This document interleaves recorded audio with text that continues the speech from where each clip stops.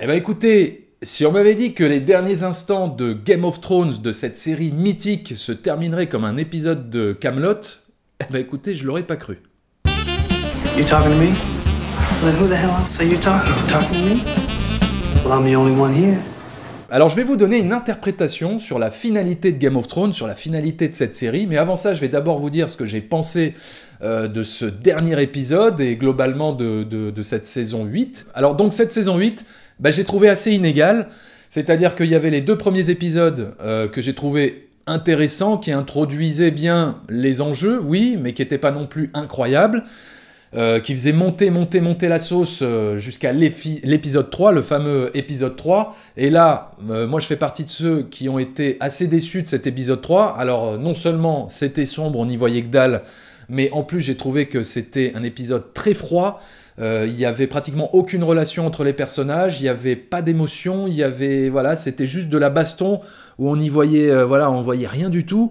Donc c'était même pas, il n'y avait même pas forcément ce souffle épique qu'on était en droit d'attendre, et puis surtout le dénouement de toute cette menace, quoi, la résolution de toute cette menace ultime qu'on nous a teasée pendant, je sais pas, pendant 5 ans, à nous dire Winter is coming, Winter is coming, Winter is coming. Bon, la résolution, c'est la petite Arya qui débarque de nulle part, qui saute voilà, sur le marcheur blanc, et puis elle sort son petit canif, et hop, elle lui donne un coup de couteau, et voilà, c'est fini, on s'est débarrassé de la menace ultime, merci, au revoir. Voilà, j'ai trouvé que c'était un petit peu facile, j'ai trouvé que c'était quand même un sacré Deus Ex Machina. En même temps, Arya, ça a quand même été un personnage qui a donné lieu à beaucoup de facilité scénaristique, beaucoup de Deus Ex Machina, surtout quand... pendant 2 saisons, elle jouait à Mission Impossible en changeant de visage, et voilà, bon, j'ai toujours trouvé que c'était un petit peu facile, enfin bon, pourquoi pas, mais bon, la fille, elle mesure 1m50, et puis elle se fait passer pour... Enfin bon, bref. Ensuite, il y a eu l'épisode 4 que j'ai beaucoup aimé, voilà, que j'ai plutôt bien aimé, puisque finalement la menace se déplaçait sur Cersei, et Cersei, c'était un personnage que j'adorais, que je trouvais très intéressant, et j'attendais vraiment de pied ferme la confrontation entre Cersei et tout le reste de la bande, et donc ça promettait du lourd, ça promettait quelque chose de très fort.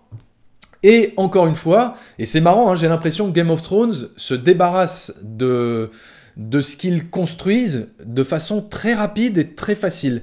Et ça a été le cas finalement dans l'épisode 5 avec Cersei. Alors moi, attention, je fais partie de ceux qui ont adoré, mais vraiment adoré l'épisode 5. Hein. Donc j'ai aucun problème là-dessus, j'ai aucun problème avec le revirement soudain, on va dire, de Daenerys. Au contraire, moi je trouve que c'était totalement justifié, que c'était plus ou moins amené dans les épisodes précédents, que c'était plus ou moins...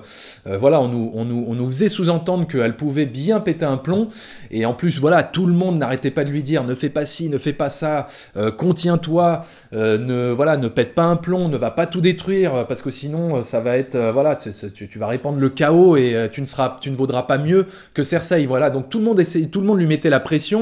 Elle sentait qu'elle était isolée, elle sentait qu'elle était cernée de toutes parts, qu'elle n'avait pas les mains libres, et puis au moment où elle s'aperçoit que finalement on peut éviter le conflit avec Cersei et qu'il y a capitulation, alors là Nick, rien à foutre, je prends mon dragon et je vous crame tous, et et je répands, et je fais tomber les flammes de l'enfer sur vos gueules, et je brûle tout et je détruis tout, voilà. Et j'ai trouvé ça... très fort, j'ai trouvé ça excellent déjà d'un point de vue de la mise en scène, j'ai trouvé que c'était l'épisode le plus épique, le plus impressionnant que j'ai vu de toute la série, hein, pour moi.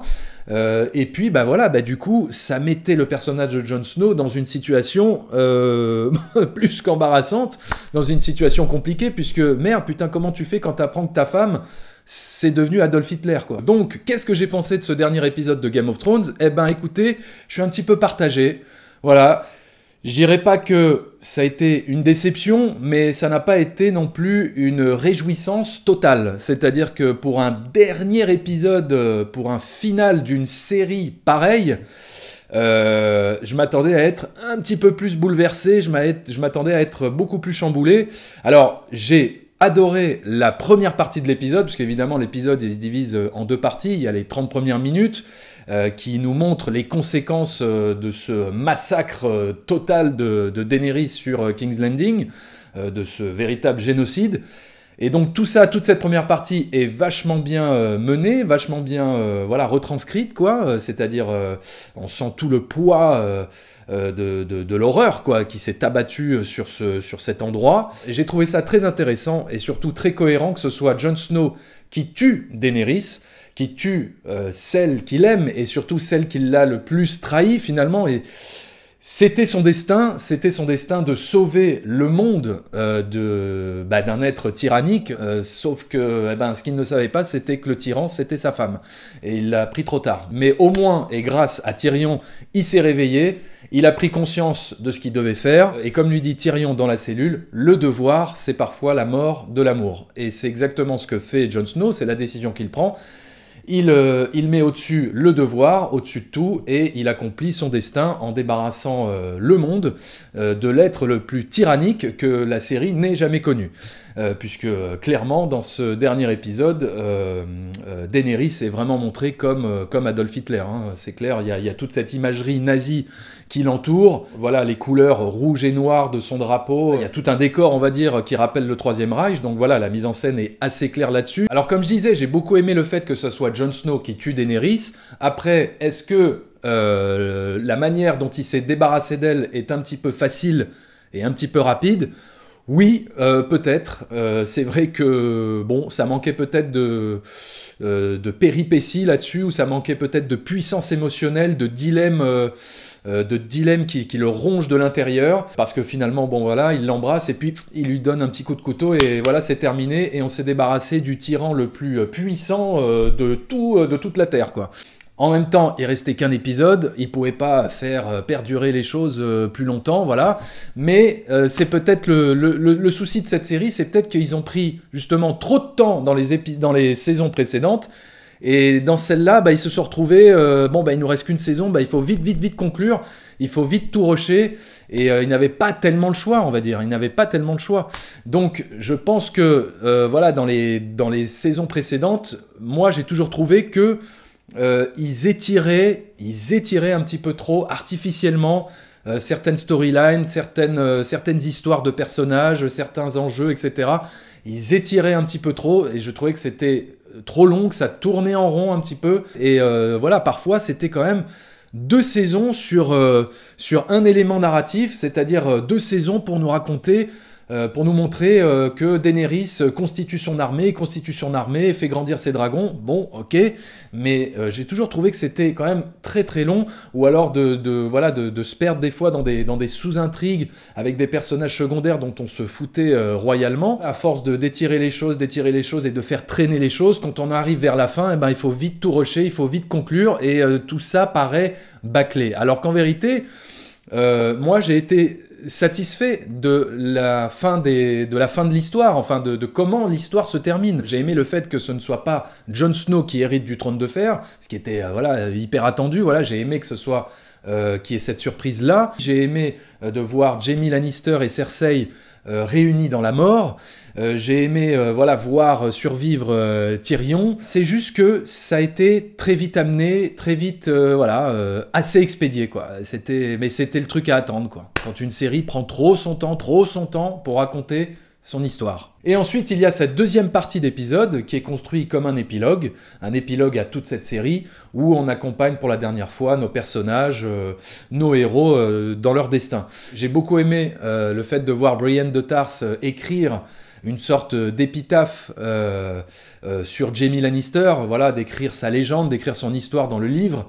Évidemment, ça fait beaucoup penser au Seigneur des Anneaux, qui se terminait aussi comme ça, avec l'écriture de l'histoire dans un livre, une sorte de mise en abîme. J'ai trouvé ça assez émouvant. C'était son dernier geste d'amour envers Jaime Lannister. Et évidemment, Brandon, le personnage le plus insignifiant de toute la série, devient le roi des 6 royaumes. Donc voilà, un final qui était effectivement annoncé comme doux amer, et c'est un petit peu ça, c'est-à-dire que ça ne se termine pas en apothéose, ça ne se termine pas non plus très mal pour les personnages. C'est un entre-deux, voilà, c'est pour ça, c'est... mi-figue, mi-raisin. Alors moi, ce que j'ai bien aimé, c'est que le trône de fer n'existe plus, qu'il est fondu, que le dragon l'ait défoncé. J'ai trouvé ça d'ailleurs intéressant que ce soit le dragon qui se débarrasse de ce trône de fer, puisque il aura compris que ce qui est responsable de la mort de sa mère, c'est ce putain de trône de fer. Étant donné qu'elle est morte, eh ben, le dragon brûle le trône de fer. Voilà, si ce n'est pas elle qui l'a, personne ne l'aura. Voilà, vous pouvez vous le mettre derrière l'oreille. Et on en arrive à l'interprétation de la finalité de cette série que j'avais envie de vous partager. Et je dois rendre crédit à une copine avec qui j'ai discuté après avoir vu le tout dernier épisode et qui m'a fait part d'une interprétation que j'ai trouvée assez intéressante et qui est de dire que finalement Game of Thrones c'est une analogie de l'histoire américaine et que finalement si tu prends la carte de Game of Thrones et que tu l'inverses, le sud sur la carte de Game of Thrones c'est en fait le nord dans notre monde à nous, le pays le plus puissant au nord, l'Amérique. Le Nord, dans Game of Thrones, ça représente les pays du Sud, les pays en voie de développement, le tiers-monde, et justement, tout ce côté l'hiver, the winter is coming, l'hiver, la menace de l'hiver permanent qui plane au-dessus de Game of Thrones, c'est pour nous l'inverse, c'est-à-dire la menace du réchauffement climatique, avec justement les flux migratoires des gens qui veulent fuir cette menace du réchauffement climatique pour venir dans les pays du Nord. Et là, c'est complètement l'inverse avec Game of Thrones où les gens veulent fuir l'hiver pour venir s'installer dans des pays chauds. Et en regardant ce dernier épisode de Game of Thrones, eh bien, c'est vrai qu'on peut penser, on peut le voir comme une sorte de reflet sur la guerre en Irak. Quelque part, Cersei, c'est Saddam Hussein, et Daenerys, c'est George Bush. C'est-à-dire que, voilà, on a Cersei qui représente voilà, un tyran, comme Saddam Hussein pouvait l'être, et George Bush qui vient libérer, soi-disant, le peuple, leur apporter la démocratie, etc., qui est, on va dire, animé de bonnes intentions, mais qui vient tout bombarder, qui vient cramer comme Daenerys le fait avec son dragon et qui vient cramer toute la ville tout le royaume de King's Landing pour se débarrasser d'un tyran. Voilà, genre la fin justifie les moyens. Tout comme George Bush qui s'est embourbé dans la guerre en Irak, qui a bombardé et qui a semé le chaos au Moyen-Orient. Cersei qui joue sur la conscience de ses ennemis en leur disant voilà, vous n'allez pas de toute façon tout cramer, vous n'allez pas tuer des innocents. Donc je suis protégé en me servant de mes habitants comme bouclier humain. Et vous ne franchirez pas cette ligne. Et malheureusement, cette ligne est franchie. Le résultat, c'est que l'armée en face a sorti sa puissance de feu, c'est le cas de le dire, avec son dragon. Et on défonce tout comme en Irak et on répand le chaos sur tout le territoire. Et comme Saddam Hussein, Cersei est éliminé, tué par l'intervention de Daenerys, par l'intervention de George Bush, il y a quand même ce parallèle entre ces deux histoires, à savoir, voilà, quelqu'un qui a la toute-puissance, George Bush, qui est le président du pays le plus puissant, qui a vraiment la toute-puissance militaire, comme Daenerys qui a la toute-puissance de feu avec son dragon, et qui vient tout bombarder au nom de la libération des peuples, etc. Et qui finalement répand le chaos là où elle est venue, soi-disant, installer un monde meilleur. Et il y a un personnage, moi, qui m'a surgonflé pendant toute cette série, que j'ai trouvé insupportable à suivre. Il m'a gonflé, ce mec-là, et il n'est même pas mort. Il n'est même pas mort à la fin de cette série. C'est Vergris. Voilà, alors lui, donc c'est le soldat qui égorge tout le monde dans l'épisode 6. Et alors lui, il m'a gonflé parce que je l'ai trouvé inintéressant au possible, il n'a aucune expression, il est monofacial, mono-expressif, monolithique, il fait toujours la gueule, quoi. Il est pas content, comme ça. T'imagines le réalisateur sur le plateau de tournage qui essaye de diriger l'acteur ou pas? Bon alors là, Vergris, dans cette scène, t'es pas content. En tout cas, il y aura une série qui aura fait quasiment l'unanimité, et ça du début jusqu'à la toute fin, jusqu'au tout dernier épisode, et c'est bien évidemment Breaking Bad, ce chef-d'œuvre absolu de série télé, ce bijou, ce diamant de série. Là, par contre, il n'y a pas eu de polémique, il n'y a pas eu de déçus, enfin, ou en tout cas, on les a pas du tout entendus. Là, à la fin de cette série, j'ai été bouleversé, j'ai été ému, j'en ai même chialé, quoi. J'en ai même chialé, même le lendemain, quoi, en repensant à tout ce parcours, à toute cette histoire incroyable de Walter White. On le redira jamais assez que Breaking Bad est un chef-d'œuvre. Donc d'ailleurs, si vous ne la connaissez pas, cette série, vous savez ce qu'il vous reste à faire. Donc voilà, j'avais juste envie de balancer mon petit coup de cœur sur cette série magique. Voilà, c'était mon avis sur ce final de Game of Thrones. N'hésitez pas à me dire dans les commentaires ce que vous avez pensé de l'interprétation que je vous ai donnée. On en débat, on en discute, il n'y a pas de souci. On est ouvert à la discussion. Et moi, je vous retrouve très bientôt pour une critique de film qui devrait arriver dans les jours prochains. Ciao!